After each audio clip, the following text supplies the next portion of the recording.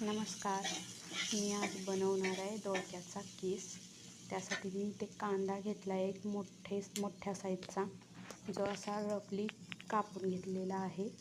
आणि इथे दोडक्याचा कीस 3 मीडियम साईजचे दोडके घेतले होते मी. त्याचा कीस करून घेतला आहे, किसणीने किसून घेतला आहे.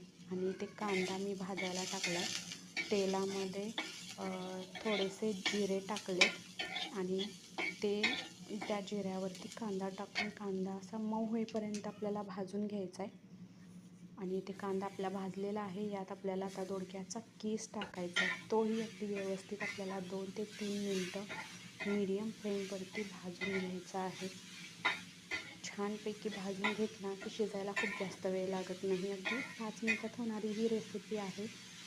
एखाद्या वेळेस जर तोंडाला चव नसेल तर ही भाजी करून खाल्ली तर चव ऑब्वियसली येणारच. आणि इथे बघा आपला दोडक्याचा कीस जो आहे तो भाजून झाला आहे. यात मी तिखट 2 चमचे टाकलं आहे, थोडंसं चवीपुरतं मीठ टाकलं आहे आणि हे छान मिक्स करून छानपैकी वाफवायचं आहे. थोडासा मी इथे पाण्याचा हापका याच्यावरती मारलेला आहे, थोडंसं पाणी, जेणेकरून वाफ तयार होऊन वाफेवरती छान शिजलं जाईल. आणि याला झाकून 2 मिनटाची वाफ द्यायची.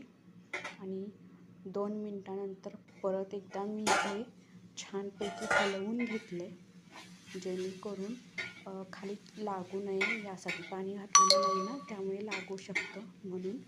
आणि परत एकदा ताट झाकून आपल्याला छानपैकी हे वाफवून घ्यायचं आहे, फक्त 2 मिनटं. फक्त 2 मिनटाची वाफ काढायची. आणि हे बघा, अगदी 5 ते 7 मिनटात होणारी ही रेसिपी आहे, पण चवीला खूपच चांगली लागते.